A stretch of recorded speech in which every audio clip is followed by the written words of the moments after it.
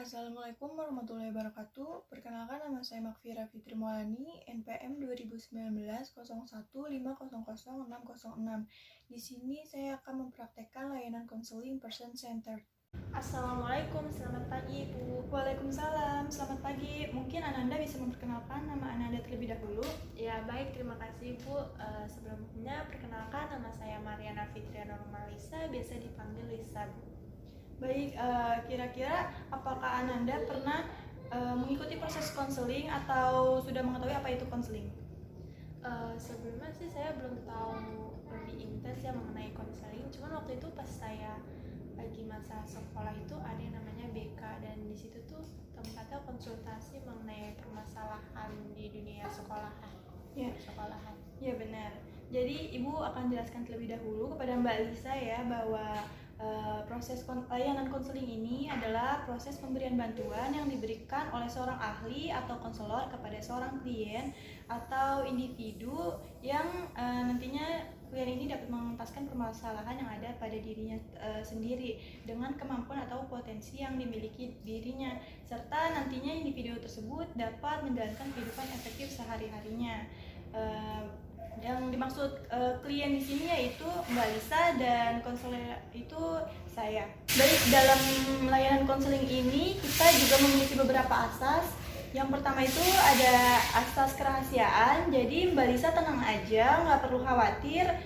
Semua informasi yang Mbak Lisa berikan kepada Ibu semuanya itu akan terjaga kerahasiaannya. Cukup Mbak Lisa dan saya saja yang mengetahuinya, orang lain tidak akan mengetahuinya. Kemudian juga ada asas keterbukaan. Di sini saya harap Mbak Lisa dapat terbuka dengan saya karena nantinya hal tersebut dapat membuat proses konseling ini dapat berjalan dengan baik. Karena keterbukaan di sini saya harapkan Mbak Lisa dapat memberikan informasi dengan sebenar-benarnya. Lalu di sini juga ada asas kesukarelaan bahwa Mbak Lisa ini kesini mengikuti proses konseling dengan keinginan sendiri, benar ya? Iya, benar sekali Bu. Nah, oh iya, di sini kita karena waktunya terbatas juga, jadinya proses konseling hanya dapat dilakukan 15-30 menit ya. Kalau nanti ada yang ingin ditindaklanjuti atau ada yang ingin ditanyakan kembali, mungkin kita akan atur jadwalnya minggu depan. Mbak Lisa dapat konseling lagi bersama saya. Apakah sampai sini Mbak Lisa sudah paham? Paham sekali Bu. Baik, kalau sudah paham mungkin dapat kita mulai ya proses konselingnya. Oke, jadi bagaimana nih hari ini kabarnya Mbak Lisa? Apa yang dirasakan oleh Mbak Lisa hari ini? Alhamdulillah, mengenai kabar saya sendiri baik. Cuman untuk kabar mengenai dunia perkuliahan saya masih kurang baik. Oh, sekarang lagi kuliah ya? Kalau boleh tahu semester berapa? Sekarang semester 4. Semester 4. Memangnya Mbak Lisa ini mengikuti banyak kegiatan atau bagaimana? Mungkin bisa diceritakan? Baik, saya tuh waktu itu masuk UHAMK semester 1 memang sudah mengikuti organisasi. Organisasi itu himpunan matematika, atau biasa disebut himatika. Itu saya ikut dari semester 1 sampai sekarang saya menjadi pengurus himatika. Nah, untuk sejauh ini ya semakin banyak peningkatan, saya semakin merasa tingkat bebannya itu semakin tinggi, terutama mengenai tugas-tugas kuliah. Waktu itu ada suatu momen di mana saya merasakan terbengkalai tugas-tugas kuliah dikarenakan si organisasi tersebut. Jadi saya masih belum bisa memanajemen waktu yang tepat. Terus juga saya terkadang suka malas-malasan ya, karena kan saking stresnya ya mengerjakan tugas-tugas kuliah ditambah organisasi. Jadi saya langsung beralih nih ke dunia sosial media. Saya scroll TikTok. Ya pokoknya seperti itulah, bisa dikatakan malas-malasan untuk menghilangkan stres saya.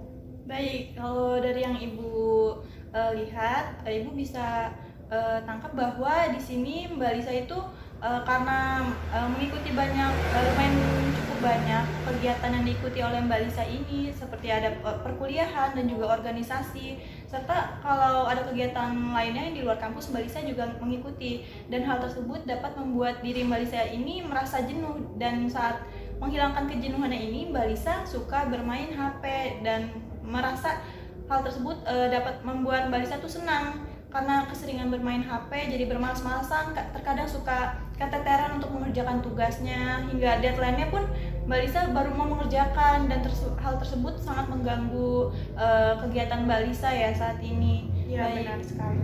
Iya, di sini menurut Mbak Lisa itu hal positif atau negatif? Tentu kalau saya mengikuti perkuliahan ditambah organisasi pasti ada ya poin positif dan negatifnya ya. Untuk positifnya tersendiri, saya bisa mengembangkan potensi diri saya di dunia organisasi, berkomunikasi, berorganisasi, terus banyak relasi, juga ada manfaatnya juga. Tentunya tidak hanya di organisasi, begitupun juga di dunia perkuliahan. Nah, untuk poin negatifnya ini seperti yang tadi saya jelaskan, memang ada beberapa tugas yang terbengkalai di tugas kuliah. Jadi sudah waktunya deadline, saya melampaui batas pengumpulan tugasnya. Ya. Baik, Ibu dapat mengerti memang terkadang kita sebagai manusia, makhluk individu tuh kita kalau sudah merasa jenuh, kita memang ingin mencari kepuasan tersendiri buat supaya menghilangkan kejenuhan tersebut ya. Jadi di sini Ibu ingin menanyakan apakah Mbak Lisa memiliki program atau tujuan yang ingin Mbak Lisa lakukan untuk mengatasi permasalahan tersebut agar Mbak Lisa dapat menjalani kehidupan efektifnya nih sehari-hari. Mungkin dari saat ini ya saya harus memperbaiki diri. Yang pertama itu bisa memanajemen waktu, lalu tidak bermalas-malasan. Boleh sih scroll sosial media, cuman harus tahu batasannya juga. Terus juga ini motivasi banget untuk kedua orang tua saya, agar saya juga tidak malas-malasan dan agar dunia perkuliahan saya dan organisasi saya berjalan seiring dengan baik. Baik, kira-kira Mbak Lisa kapan nih mau menjalankan program tersebut? Untuk ini hari ini juga. Hari ini ya. Ya, semoga tugas yang Mbak Lisa lakukan nantinya dapat selesai tepat waktu dan sesuai deadline ya, dan tidak keteteran dalam menjalankan kegiatan tersebut ya. Baik. Sebelum Ibu akhiri pertemuan kita pada hari ini, mungkin Mbak Lisa ingin mengutarakan gimana perasaannya setelah mengikuti proses konseling ini? Setelah mengikuti konseling ini, yang pertama tentu pola pikir saya lebih terbuka, terus saya juga bisa memanajemen waktu untuk saran-saran dari Ibu, terus juga lalu yang ketiga saya tidak akan bermalas-malasan lagi, terus yang keempat saya akan membahagiakan kedua orang tua saya karena sudah menyekolahkan saya sampai Semoga dapat melakukan hal tersebut ya, karena kita sudah melakukan proses konseling. Baik, mungkin ini saja yang dapat kita lakukan pada hari ini. Jika nanti Mbak Lisa ingin melakukan proses konseling lagi, kita akan jadwalkan pada minggu besok ya. Baik Ibu, terima kasih. Ibu akhiri pertemuan hari ini. Wassalamualaikum warahmatullahi wabarakatuh. Waalaikumsalam warahmatullahi wabarakatuh.